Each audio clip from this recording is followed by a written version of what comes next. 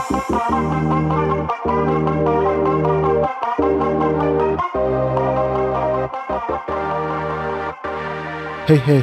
welcome to Hati Fantasy Podcast. За юу байцгаана? За ойрд гэр орноосоо ч гарахад хүндрэлтэй хэцүү цаг үе ирж явах шиг байна. Сүүлийн үед ер нь ийм аюултай вирус гараагүй байсан. Тэгээд энэхүү коронавирус гэдэг энэхүү вирусоос нэлээд тийм хүчтэй, дээрээс нь нэлээд тийм өргөн тархаж байгаа юм байна. Тэгээд аль болох бид бүхэн ус чадгаараа өөрснийгөө болон эргэн тойрныхоо хамгаалах нь бас зүг баха гэж бодож байна. За тэгээд бүгдээрээ аль болох онцон шаардлагагүй бол гэрээсээ гарахгүй.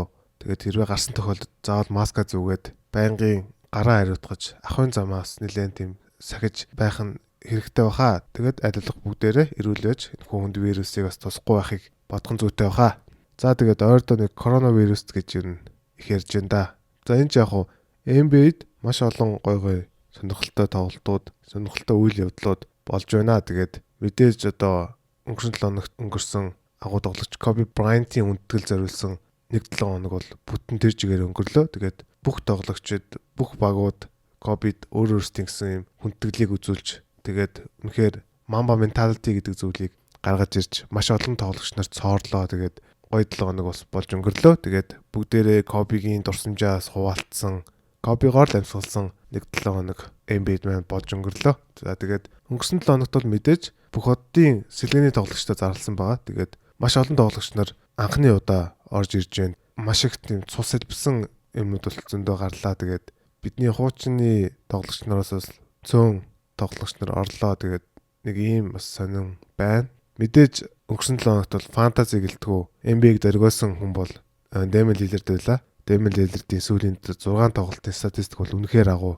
амар статистик байсан. Тэгээд би өөрөө хувьдаа Damian Lillard-ийг 2 фэнтезид авцсан байсан. Тэгээд үнэхээр бас баяртай гоё 1-7 хоногс болж өнгөрлөө. Миний фэнтезигийн хувьд. Тэгэхээр Dame-д баярлалаа гэж хэлэх нь бас зүг баха. За тэгээд олон үг нуршилгүй шууд фэнтезигийнхаа эхний хэсэг рүү орё.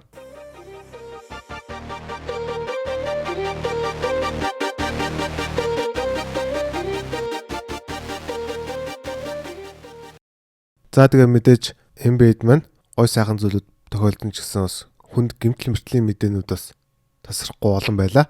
За тэгээд хамгийн ихний дуулах мэдээ бол Dallas Mavericks багийн бүх хотод тоглогч Luka Doncic-ийн хувьд баруун шагаанда гэмтэл авснаар дараагийн 6 тоглолтыг өнжинэ гэсэн мэдээ гарсан байгаа. Тэгэхээр дараагийн 6 гэхээр баг All-Star руу дөхчих бах. Тэгэхээр All-Star-ын дараа л ер нь баг эргэж ирнэ гэж хувьдаа бодож байна. Тийм болохоор Luka Doncic-ийн хувьд All-Star-тай яах нь уу? Тэрийг бол сайн мэдэхгүй байна. Оролцох хаа. Эхний удаагийн All-Star болохоор харин Rising Stars Challenge-ыг бол өнжиж магадгүй байх гэж хувьдаа бодож байна. За тэгээ мэдээж Luka Doncic-ийн гэмтлээс шалтгаалаад хамгийн уйлын өсөж байгаа тоглогч бол Jalen Brunson байгаа. Тэгээд Jalen Brunson-ийн хувьд өмнө Luka Doncic гэмтэлтэй байх хугацаанд түүнийг бас маш сайн орлсон. Тэгээд маш сайн тоглолтыг үзүүлсэн. Ер нь Brunson-ийн хувьд бол үнэхээр тийм ирээдүйдээ сайн тоглогч юм байна гэдэг өөрийгөө харуулж ирсэн. Тэгвэл Luka Doncic-ийн гэмтсний дараагийн тоглолтын дээр Rick Carlisle дасгалжуулагчийн хувьд шууд JJ Barea-г гараанд гаргаад Jalen Brunson-ыг сэлгэн тоглуулсан. Тэгтэн үнэхээр гайхаад Brunson-ыг тоглуулахгүй болоо гэж бодсон чинь дараагийн тоглолтоос харин шууд Jalen Brunson-ыг гараандаа гаргаад илүү минут тоглуулад эхэлж байгаа. За тэгээд мэдээж Jalen Brunson-ийн value бол үнэхээр сайн өсөж байгаа. Оноо авалт, самбраас бөмбөг авалт, тэгээд ассистыг бол үнэхээр сайн өгдөг тамирчин. Тэгээд ассист, стилийг бол гайгүй сайн хийчин. Тийм болохоор Jalen Brunson-ыг хэрвээ нөхөө цөөн тоглож гисэн Luka Doncic байхгүй байхын үед фэнтези дээрээ түүнийг авах юм бол үнэхээр сайн сонголт болж чадна. Таныг ялалт руу хөдлөх бас гол тамирчдын нэг болж чадна гэж хувьдаа бодож байна. За тэгээд мэдээж дараад нь өсөж байгаа тамирчид бол мэдээж дөрөнд урдсан JJ Barea байгаа. Тэгээд Delon Wright байгаа. Тэгээд Seth Curry-гийн бас минут бас жоох өсөх байх. Тийм болохоор тэгээ гурван тамирчдыг хэрвээ бас хэрэгтэй гэж үзэх юм бол авахд буруудахгүй сайн сонголт болох хаа. Хэрвээ 3 шийдэлт Seth Curry-гаас хэрэгтэй гэх юм бол Seth Curry-г авахд сайн үзүүлэлтүүдийг үзүүлэх магадлал бас өндөрөө. За дараагийн нэг мэдээ байгаа нь Sacramento Kings багийн довтлогч Marvin Bagley-гийн хувьд зүүн хөлөндөө гэмтэл авснаар 3-7 хоногийн дараа дахиж үзүүлнэ гэсэн юм одоо мэдээ гарсан. Тэгээд Marvin Bagley гэдэг энэ тамирчин бас үнэхээр хэцүү замналыг туулж байна. Ерөөсөө гэмтлээс салдаггүй юм байна. Тэгэл нэг гэмтлээс ирчээл хэдэн тоглолт тоглоод дахиад гэмтчих юм байна. Тийм болохоор бас Sacramento Kings багийн хувьд үнэхээр харамсаж байгаа бах. Лука Дончичийг алдсан да гэж хувьдаа бодож байна. Гэтэ яг Marvin Bagley-ийн хувьд бол тийм муу сонголт биш л дээ. Зүгээр яг талбай дээр тоглох юм бол үнэхээр сайн тоглож болохоор л харагдаж байгаа. Гэхдээ энэ гэмтэл хүртлийн хувьд бол үнэхээр асуудалтай юм байна гэж бодож байна. За тэгээ энэ жилийн хувьд бол Marvin Bagley, Otto Porter Jr., Justice Winslow гэдэг эдгээр гурван тамирчныг бол нэлээд тийм драфтын дээгүүр сонгож авч ирсэн хүмүүс. Тэгээд үнэхээр харамсалтай хэцүү байдалд оруулж байна фэнтези лигүүдийн хувьд. За тийм болохоор ер нь хэрвээ Bagley авцсан байх юм бол хаяхад буруутахгүй хаа одоо Bagley-ийн хувьд 3-7 өнөөс ч илүү хугацаад өнгөрүүлж магадгүй гэж хувьдаа бодоод байгаа. Тэгэхээр болохоор Marvin Bagley хаяад өөр дажгүй сайн тамирчин авахд бол буруутахгүй гэж хувьдаа бодож байна. За тэгээд мэдээж Bagley-ийн гэмтлээс шалтгаалаад Dwayne Wade-ийн хувьд гараанд гарч байгаа. Тэгээд мөн Harry Giles бас хаяа гараанд гараад байгаа. Тэгэхээр энэ хоёрын value минут нь бол үнэхээр сайн өснө гэж хувьдаа бодож байна. Тэгэхдээ яг нэг нь онцгойроод яг өмнөх Luka Doncic гэмтлээс шалтгаалаад Jalen Brunson-ыг үнэхээр сайн өссөн бол энэ хоёрыг бол тэгж хувьдаа харахгүй байгаа. Тэгэхээр Dwayne Wade мөн Harry Giles хоёрын хувьд сэлгэнээс минутыг нь орлох тамирчид мөн тэгээ мөн Nemanja Bjelica-гийн хувьд нэлээд их минутыг тоглох нэгууртай гэж хувьдаа бодож байна. Тэгэхээр хамгийн ихэнд Nemanja Bjelica, дараад нь Harry Giles, тэгээд Dwayne Wade гэвэл илүү одоо тохирох байх гэж хувьдаа бодож байна. Тэгэхээр энэ гурыг бас ажиглаж яхад буруутахгүй хаа. За дараагийн нэг гэмт хүртлийн мэдээ байгаа нь Houston Rockets багийн төвийн тоглогч Clint Capella-гийн хувьд баруун хөлний өсгийнийг гэмтлсэн юм онцтойгоор хэд хэдэн тоглолтыг одоо өнжчлөө. Тэгээд Mark Antony сүүлийн тоглолтын дараа ярилцлага өгөхдөө түүний статустыг бол ер нь бол яг тийм хүнд гэмтэл биш, тэгтээ зөвөртэй байгаад байгаа гэсэн юм одоо ярилцлага өгсөн байгаа. Тэгээд түүнийг одоо бүрэн 100% гэдгээж ирүүлнэ гэсэн юм одоо ярилцлага өгсөн байгаа. Тэгэхээр би бол хувьдаа Clint Capella-г бол бүх хотын тоглолтын дараанаас ирэх байхаа гэж хувьдаа бодож байна. Яг гэх юм бол Houston Rockets баг Capella-г бол үнэхээр сайн тоглож байгаа. 11 гэсэн юм амжилттай явж байгаа санагдаж байна. Тийм болохоор Capella-г бол тэгж хурдан ирүүлэх бол үнэхээр шаардлага байхгүй. Гэсэн чинь яг өнөөдөр Andre Wojnarowski-гийн твитэн дээр Houston Rockets баг Clint Capella-г солих маш олон багуудтай ярилцж байгаа гэсэн юм одоо мэдээ гарсан. Тэгэхээр Houston Rockets баг нөгөө хүссэн одоо нөгөө жигүүрийн тоглогчоо тэгээд дахиад нэг төвийн тоглогч авна гэсэн юм одоо зорилготой байгаа юм байна. Тэгтэн бол мэдээж Clint Capella-гийн энэ одоо үнцэн Clint Capella-г явуулснаар драфт ирэхүүд авснаар одоо тэр хоёр тоглогчоо олно гэсэн юм одоо бодолтой байгаа гэсэн жиргэг хийсэн байна лээ. Тэгэхээр одоо солилцооны цонх манай цагаар 5 дахь өдөр хаагдана. Тэрний өмнө бол Capella-г өөр баг руу явуулчих магадлал бол маш өндөр болсон юм байна гэж харсан. Тийм болохоор дараагийн дугаарт Capella өөр багт орцсон тоглолцоо явж байхыг үгүйсэхгүй гэж хувьдаа бодож байна. За тэгээд Capella-г авах хамгийн магадлалтай багууд нэгээр Atlanta Hawks явж байгаа юм байна лээ. Тэгэхээр Atlanta Hawks бол төвийн тоглогчийг бол үнэхээр авах гэдэг юм байна. Andre Drummond одоо Clint Capella байна. Тэгэхээр энэ хоёрын нэгийг авах магадлал бол нэлээд өндөр юм байна гэж хувьдаа бодож байна. За тэгээд мэдээж Capella-г гэмтснээр Capella-г явуулснаар хамгийн их боломж гарч ирж байгаа хүмүүс нь бол мэдээж сэлгэнээс Isaiah Hartenstein байгаа. Тэр цагаан залуугийн хувьд бол бас нэлээд сайн залуу байлээ. Тэгээд түүний одоо минутнаас нэлээд өснө. Гэхдээ яг түүнийг бол гараанд гарахгүй байлээ. Capella-г байхгүй ч гэсэн. Capella-г байхгүйд бол жижиг тавтаар үдчихлээ. PG Tucker, Daniel House Jr. гээд гараад тэгээд тоглож илээ. Тийм болохоор Daniel House Jr.-ийн минут бол нэлээд өсөж байгаа юм байна. Түүний value нь бол нэлээд өсөж байгаа гэсэн юм одоо хандлагатай байгаа юм байна лээ. Тэгэхээр танаа лигүүд чинь Daniel House Jr. хог дээр чинь байх юм бол авахд бол буруудахгүй сайн сонголт болно. Тэгээд сүүлийн үед бол нэлээд сайн тоглож байгаа. Өмнө нөгөө нэг шидэлтүүд нь орохгүй нэлээд муу тоглоод сэлгэрүү суулгацсан байсан. Одоо харин тэр тоглолтоо сэргээж байгаа юм байна лээ гэж харагдсан. За тэгэхээр мэдээж Daniel House Jr., PG Tucker, Isaiah Hartenstein гэдэг энэ гурван тоглогчийн value нь бол нэлээд өсөж байгаа гэж хувьдаа бодож байна.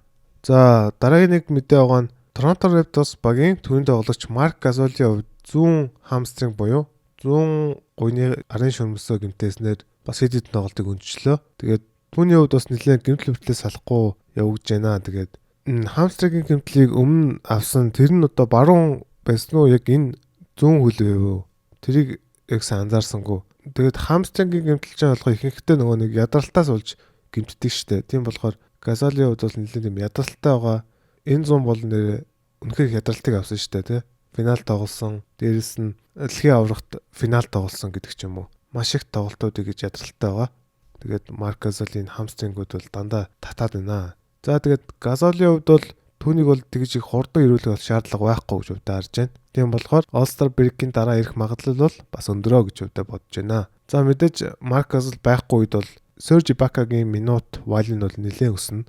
Түүнийг бол заавал авсан байх ёстой, тоглож болох ёстой. Тэгээд сэлгэнээс бол Крис Бушерийн минут бас нэлээд өснө гэж өвдө бодож байна. Тэгээд Крис Бушерийг бол нэлээд гайгүй ашиглаж байгаа байх. Тэгвэл 20-оос доош минут гэж өвдө бодож байна. Ягаад гэх юм бол Ibaka-тай тавтыг бол нэг нөрс тасалж өгч илүүд үзээд идэг. Тийм болохоор Ibaka, Pascal Siakam хоёрын минут бол нэлээд өндөр гараад араас нь Крис Бушерийн минут бол нэг 15-аас 18 минут л гэж би өвдө бодож байгаа. Тийм болохоор бас тэгж их вайл нь бол өсөх тамирчин биш гэж өвдө бодоод байна. 14-өөс дээш хүнтэй лигүүдтэй багууд бол авахд бол буруудахгүй хаа гэж бодож байна. За дараагийн нэг мэдээ байгаа нь мөн Торонто Raptors багийн хамгаалагч Норм Паулийн хувьд зүүн гарныхаа ядам хорог хугалснаар тодорхой хугацаа өгөлгүйгээр гэмтсэн байгаа. Тэгээд Норм Паулийн хувьд бол гэмтлээсээ эргэн ирээд үнэхээр сайн тоглолтуудыг үзүүлж ирсэн. Тэгээд бас үнэхээр азгүй дахиад хурууга гэмтээжлээ. Тэгээд энэ хурууны гэмтэл бол яг хоо тийм удаан бас бишээ. Гэхдээ All-Star break-ийн дараа л ирчих магадлал бас өндөрөө гэж өвдө бодож байна.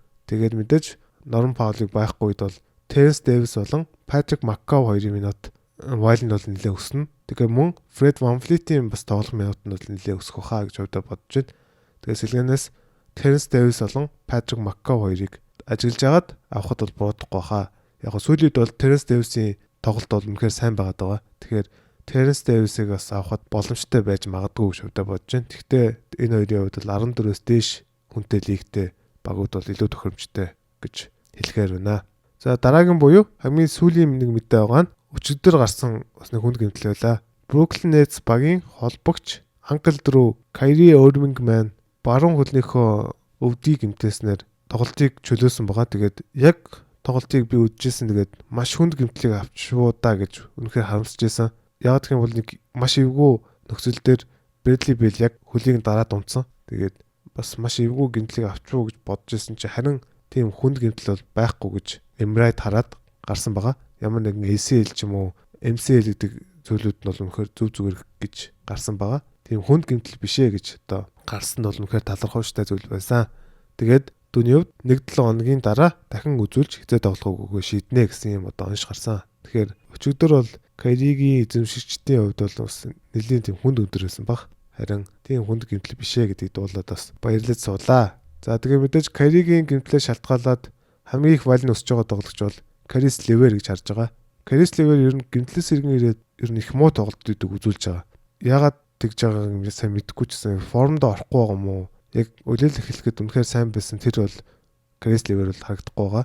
Одоо харин Irving-ийг байхгүй үед тэр тоглолтоос сэргээх гол одоо даалгавар ирж байгаа бах. Тийм болохоор түүнийг бол 30-аас дээш минут ашиглаж магадгүй баха гэж бодож байна. За тэгээ мэдээж Caris LeVert-ийн дараа бол Spencer Dinwiddie болон Garrett Temple хоёрын минут вайл нь бол нэлээд өснө гэсэн юм одоо хандлагатай байгаа. Тийм болохоор хамгийн эхлээд Caris LeVert тэгээд Spencer Dinwiddie, Garrett Temple гэсэн юм одоо шатаар явах хаа гэж бодож байна. Тэгээд эдгээр гурван тоглогчийг хэрвээ фэнтези хог дээр ч байх юм бол ажиллаж агаад авахд бол буруудахгүй хаа гэж бодож байна. За тэгээд өнгөрсөн 7 хоногийн хүрээнд болсон гэмтэл хүртлийн мэдээ нэг иймэрдүү байлаа. За тэгээд шууд одоо подкастынхаа 2 дугаар хэсэг болох дараа 7 хоногийн фэнтези таамаглал руугаа шууд орё гэж бодож байна. За тэгээд дараа 7 хоног буюу NBA-гийн маань 16 дугаар 7 хоног хаяанд ирсэн байна. За одоо 16 дугаар 7 хоног гэхээр довлол дуусахад нэг 6-7 хоног л үлдээд байна.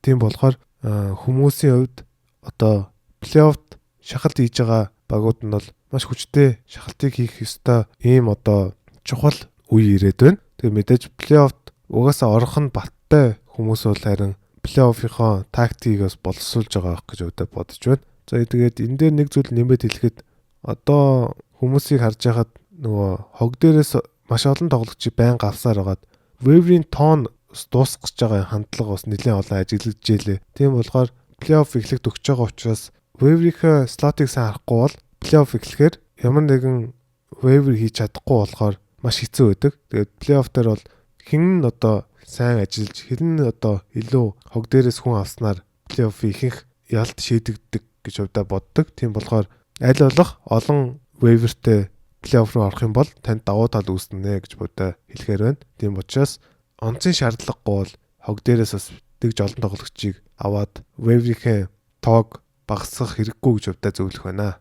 За тэгээд дараа 7 хоног буюу 16 дугаар 7 хоногийн багууд хэдэн тоглолт их хуваарийг харъя. За дараа 7 хоногийн хувьд бол маш олон тоглолттой нэг 7 хоног болж өнгөрөх юм байна. Ихэнх багууд нь 4 тоглолттой байгаа. Тэгээд зарим багууд нь 3 тоглолттой. Тэгээд нэгэн баг 2хан тоглолттой гэсэн юм одоо хуваартай байгаа юм байна. За тэгээд хамгийн их буюу 4 тоглолттой багуудыг танилцуулъя. Atlanta Hawks, Boston, Dallas, Detroit, Houston, Indiana, Clippers, Memphis, Miami, New York, Orlando, Philadelphia, Phoenix, Portland, Spurs гэсэн юм одоо 15 баг байгаа юм байна. Тэгэхээр лигийн тал нь 4 тоглолттой гэсэн үг. За 2 тоглолттой ганцхан баг байгаа нь Chicago Bulls байгаа. Тэгэхээр дараа 7 хоногийн үед Chicago Bulls-ийн тоглогчныг авсан багууд бол нэлээд хэцүү цаг үеийг өнгөрөөх нь байна. Тэгээд одоо Zach Lavine-аас бусад тоглогчийг авсан байгаа багууд бол тэднийг хаяад өөр тоглогчийг авахд бол буруудахгүй гэж бодож байна. За тэгээд үлдсэн 14 баг нь 3 тоглолттой байгаа. За тэгээд дараа 7 хоногийн хэд өдөр хэдэн тоглолттой хоёрыг танилцуулъя.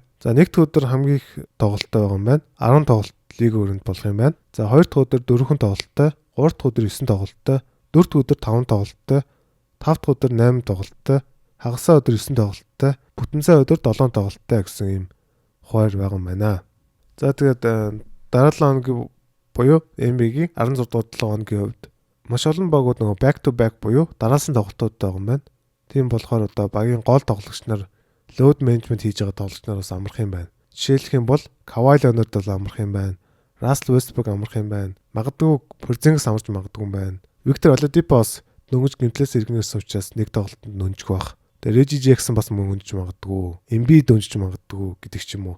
Маш олон тоглогч нар бас өнжиж магадгүй ийм одоо хуваар байгаа юм байна. За тэгэхээр маш олон тоглолттой учраас эсрэг багаасаа давуу талыг үүсгэж хожихын тулд бол мэдээж аль болох олон тоглолттой тоглогчныг авах нь бол зөв байдаг. Тийм учраас дараа 7 хоногт сайн тоглож магадгүй, таны фантазиг аварч магадгүй, хогноос авал зохих 5 тоглогчийг танилцуулъя. За хамгийн ихэнд бол мэдээж Dallas Mavericks багийн холбогч Jalen Brunson-ыг онцлсан байгаа. Тэгээд түүнийг одоогоор Yahoo эзэмшигчдийн 18% эзэмшиж байгаа юм байна. За өмнөх хэсгээрээ дурдсанчлан Luka Doncic-ийн бэртэл бол Jalen Brunson үнэхээр их боломжийг гаргаж ирнэ.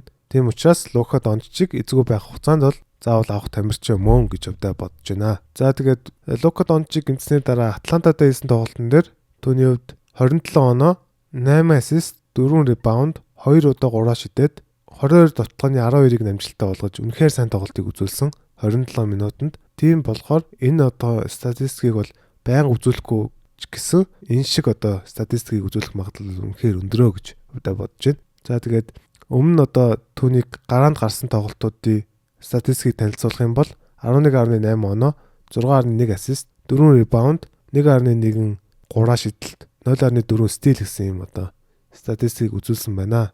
Тийм учраас Брансны энэ үзүүлэлт бол байнга үргэлжлээд явах учиртай гэж өвдөө бодож байна. Тэгээ мэдээж Dallas Mavericks баг дараагийн 7 хоног 4 тоглолттой учраас маш сайн статистик үзүүлэх боломжтой гэж өвдөө бодож байна. За хоёрт нь болохоор бас өмнө дурдсанчлан Houston Rockets багийн довтлогч Daniel House Jr-ыг онцлсан байгаа. Түүнийг одоогоор Yahoo эзэмшигчдийн 28% эзэмшиж байгаа юм байна. Мэдээж Clint Capella гэмтснээр түүнийг бол шууд гараанд гаргаж эхэлсэн байгаа. Тэгээд түүний хувьд шууд гараанд гараад маш сайн тоглолтуудыг үзүүлж байгаа. Одоогоор сүүлийн 4 тоглолтын статистикийг харах юм бол 13 оноо, 5.8 ребаунд, 2 ассист, 2 стил, 1 блок, 2.8 3 шидэлт гэсэн ийм одоо статистикийг дундалж байгаа юм байна. Энэ бол маш сайн статистик гэж харагдаж байна. Бүх статистикийн хувьд бол үнэхээр сайн статистик үзүүлэх магадлал бол байгаа юм байна гэж өвдөө бодож байна. Тийм болохоор Capella байхгүй хугацаанд тэгээд энэхүү сайн форм хадгалаад явах юм бол Capella ирсэн ч гэсэн энэхүү сайн тоглолтоо үзүүлэх магадлал үнэхээр өндөрөө гэж өвдөө бодож байна. Тийм учраас Daniel House Jr-ыг авахд бол үнэхээр сайн сонголт болно. Яагаад гэх юм бол дараа 7 хоногийн үед Houston Rockets баг үнэхээр гоё хуваартай байгаа. Мэдээж 4 тоглолтыг хийн. Тэгээд энэхүү 4 тоглолт нь хамгийн одоо бага тоглолтуудтай өдөр буюу одоо low volume days гэж ярьдаг. Бага тоглолтуудтай өдөр болох учраас үнэхээр сайн сонголт болно гэж өвдөө бодож байна. За 3 дугаар байранд бол Portland Trail Blazers багийн довтлогч Trevor Ariza-г онцлсан байгаа. түүнийг одоогоор яхаа эзэмшигчдийн 39 хүн эзэмшиж байгаа юм байна. За тэгээ мэдээж Ariza Portland ирээд 2-7 хоног болж байна. Тэгээ энэхүү тоглолтуудаа бол маш сайн тоглолтуудыг үзүүлж байгаа.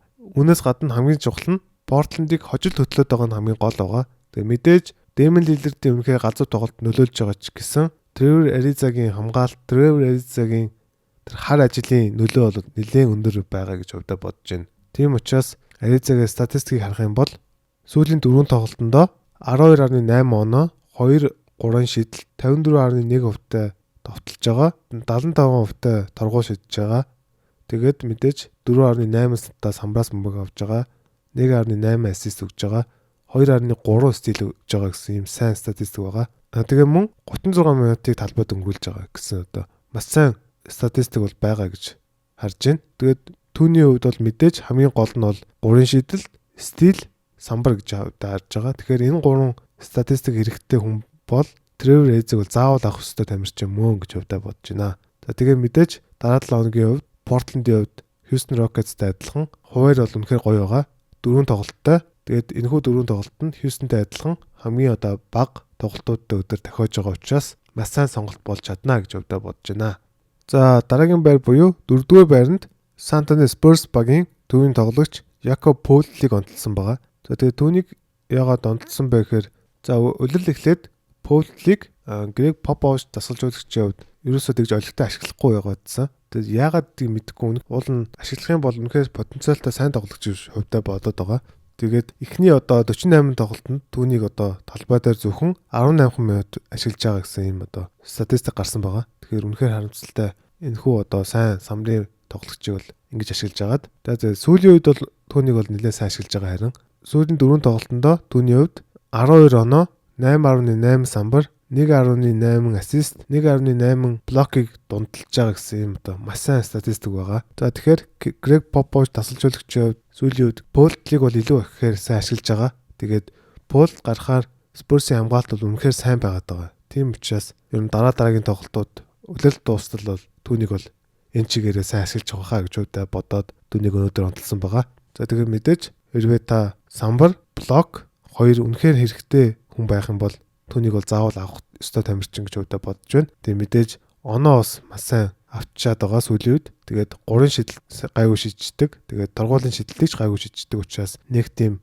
weak side буюу одоо тийм маш дутуу тал бол байхгүй гэж үүдээ бодоод байгаа. Тийм учраас түүнийг онцлсан байгаа. Тэгээд мэдээж дараа 7 хоногийн хувьд Spurs багийн хувьд 4 тоглолттой учраас Jakob Poeltl-ийн статистик бол үнэхээр сайн байхаа гэж үүдээ бодож байна.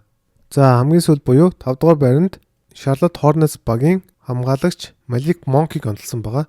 Тэгээ түүнийг одоогоор яхаа эзэмшигчдийн 9 хүн эзэмшиж байгаа гэсэн юм үзүүлэлт байгаа юм байна. За Malik Monk-ийг бол илүү одоо deep league-уудад агуул илүү зүгээр тоглогч гэж үүдээ бодож байна. Тэгээд Charlotte Hornets багийн хувьд удирдал гиснээс хойш Malik Monk-ийг ерөөсөө ашиглахгүй гадсан. Тэгээд түүний бас гэмтэлтэй холбоотой байсан байх. Тэгэж гэмтлээс иргэн ирээч түүний хувьд нөгөө формдоо орж чадаагүй байсан юм уу? Ерөөсөө James Borrego дасгалжуулагчийн хувьд ерөөсөө ашиглахгүй гадсан. Харин сүүлийн үед бол үнэхээр сайн ашиглаж байгаа. Тэгэж тэрхүү одоо ашиглаж байгаа минутыг ч Malik Monk-ийн хувьд алдахгүй үнэхээр сайн тоглолтыг үзүүлж байгаа. Тэгээд сүүлийн 5 тоглолтонд түүний хувьд 27 минутыг талбайд өнгөрүүлж байгаа гэсэн юм сайн статистик байгаа юм байна.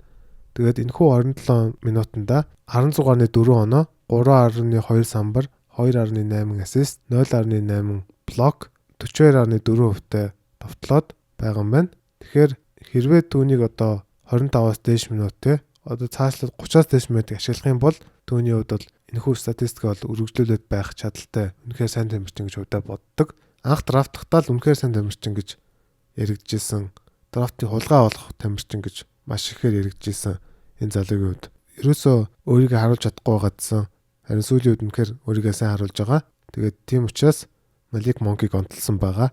Яг уу дараа 7 хоногийн хувьд Hornets-ийн хувьд 3 тоглолттой ч гэсэн энэхүү 3 тоглолтод бол сайн статистик үзүүлэх магадлал өндөрөө гэж удаа бодож байна. Гэхдээ Malik Monk-ийг илүү 14-өөс дээш хүнтэй лигүүдэд авах бол илүү зохимжтой тоглогчоо гэж удаа бодож байна. Тэгээд Malik Monk-ийн хувьд бол мэдээж оноо 3 шидэлт тэгээд довтлооны хувь, даргуулын шидэлтийн хувь гэх мэт үзүүлэлтүүдийг нэлээд сайн үзүүлэх магадлал бол өндөрөө гэж удаа бодож байна. За тэгээд дараа 7 хоногийн фэнтези таамаглал маань нэг иймэрдүү байла. Тэгээд энэхүү 5 тоглогчийг харж агаад өөрт хэрэгтэй статистика авч чадах тоглогчийг сонгоод хогноос авал илүү одоо танд тустай байх болов уу гэж одоо бодож байна. За тэгээд өмнө дурдсанчлан плей-оффт таны одоо энэ waiver чинь маш их хэрэгтэй байдаг учраас одоо хэр их waiver үлдснээ харж агаад хэрвээ баг үлдсэн бол аль болох хогноос тамирчин авахгүйгээр одоогийн энэхүү багаараа одоо ингээд дуусгах бол илүү одоо танд сайн шүү гэж хэлмээр байна. За тэгээд өнөөдрийн дугаараас энэ хүрээд өндөрлөж байна. Тэгээд та бүхэн NBA сонирхдаг, фэнтези сонирхдаг найзууд руугаа бас миний энэхүү подкастыг шеэрлээрэй гэж хүсэх байна. Тэгээд бүгдээрээ бас илүү олон сонсогчтой болоод илүү олон хүрээлттэй болох юм бол улам илүү гоё NBA-гээ фэнтезигээ ярих боломжтой болох учраас аль болох хүмүүс рүү шеэрлэж өгвөл үнэхээр баярлах байна. Тэгээд мэдээж YouTube хуудас болон Apple Podcast гэх мэт платформуд дээр маань subscribe дараад үнэлгээ сайн өгөх юм бол үнэхээр их баярлах байна. За тэгээд мэдээж дараа 7 хоног бол мэдээж солилцооны цог хаагдсан учраас маш олон солилцоо болох байх гэж удаа бодож байна. Тийм учраас дараа 7 хоногийн дугаар бол үнэхээр сонирхолтой гоё дугаар байна гэж удаа бодож байна. За тэгээд дараа 7 хоногийн дугаараараа уулзтлаа. Түр баяртай.